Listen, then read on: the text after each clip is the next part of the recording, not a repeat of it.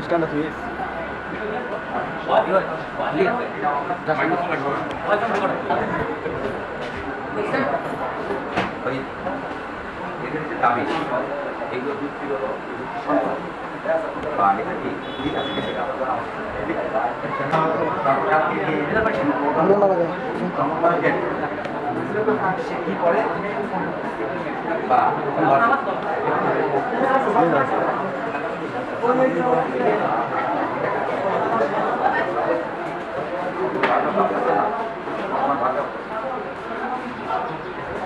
তারা সবাই আপনাদের সাথে আছেন, আপনাদের অনুপ্রেরণা যোগাতে আজকে আপনাদের এই আন্দোলনে অবস্থান কর্মসূচি ঘোষণা করে রাস্তায় অবস্থান করছেন, গরমে কষ্ট করছেন, এই রোদে তপ্ত, রোদে গরম পিছিয়ে আপনারা বসে আছেন। আপনাদের সহমর্মিতা জানাতে, আপনাদের পাশে দাঁড়াতে আপনাদের শিক্ষক এখানে উপস্থিত হয়েছেন। আপনাদের শিক্ষক মন্ডলী আপনাদের উদ্দেশ্যে কিছু কথা বলবেন, এরপরে আমরাও আপনাদের উদ্দেশ্যে কিছু কথা বলবো। তবে আমরা আপনাদের একটা বিষয় আশ্বস্ত করতে চাই যে আপনাদের যে দাবি, এই দাবি যে কোনো মূল্যে পূরণ করা হবে ইনশাল্লাহ।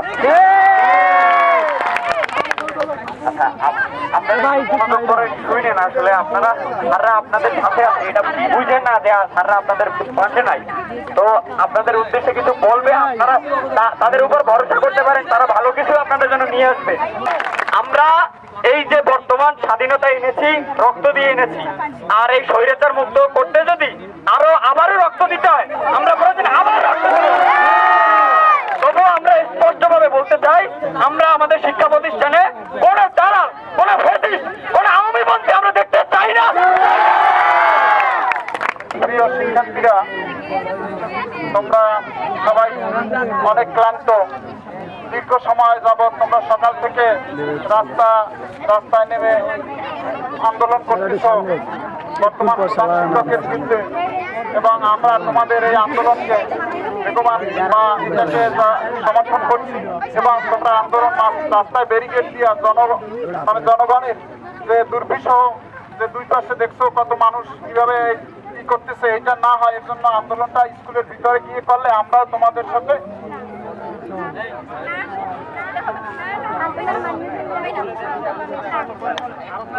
আমরা তোমাদের সাথে এই আন্দোলনের একাত্মতা ঘোষণা করছি। তোমরা আন্দোলন মানে প্রত্যাহার করার দরকার নেই, আমরা প্রত্যাহার করতে বলি না, কিন্তু আমরা বলি তোমরা একাত্মতা ঘোষণা করছি। আমরা তোমাদের সাথে একাত্মতা ঘোষণা করছি। শিক্ষার্থীরা, তোমরা কেমন আছো?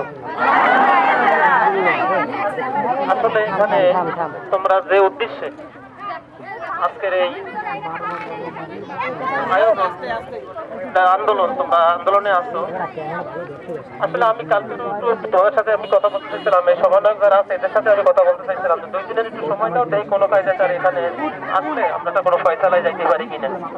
কিন্তু তখন আমার কথা রাখেন নাই। যাই হোক, সমস্যা নাই, ওরা আমার ছাত্র, যারা এখানে দাঁড়ানো আছে প্রায় আমার ছাত্র, সবই ছাত্র আমার, এবং ওরা আমার অত্যন্ত শ্রদ্ধা করে এবং আমি ওদের স্নেহ করি, এবং আমি জানি যে ওরা অন্তত ভালোবাসে।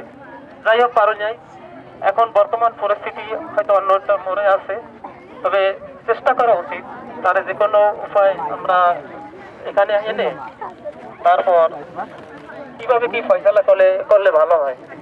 আসলে তোমরা যারা আছো এরা তো অনেকের বয়সে অনেক ছোট বা তোমাদের রক্ত অনেক বড়, কিন্তু আসলে এইগুলোর ফয়সালা করার জন্য কিছু ধারদার বা যারা একটা সামাল দিতে পারে, উত্তেজিত না হয়, বা একটা পরিবেশ সৃষ্টি করলে বা ওইটা তোমরা যদি সামাল না দিতে পারো, কিছু লোক বয়স্ক লোক হইলে এটা ভালো হয়, এলে ফয়সালা হয়তো করা যাবে, কিন্তু এটা ধৈর্য ধরা লাগবে। কিন্তু আর একটা কথা বলি যে শিক্ষাঙ্গন এটা একটা আসলে শিক্ষার জায়গা।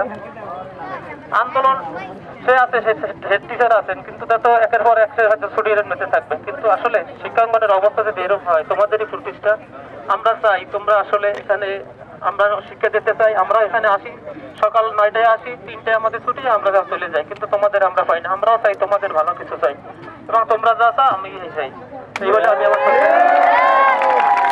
ভালো থাকবো। উপজেলা নির্বাহী কমিটির অফিসার আছে, তার কাছে আপনারা ছিল, আমরা তাদেরকে বলছি ভাইয়া সকাল থেকে সকলে কষ্ট করেছে, অনেকে এখন পর্যন্ত ভালোভাবে খাওয়া দাওয়া সামান্য খাবারের ব্যবস্থা করছি, এটা থেকে সবাই মানে ক্যাপ্চার হয় না খাওয়াটা হবে। তো সকাল থেকে সবাই অক্লান্ত কষ্ট পরিশ্রম করেছে।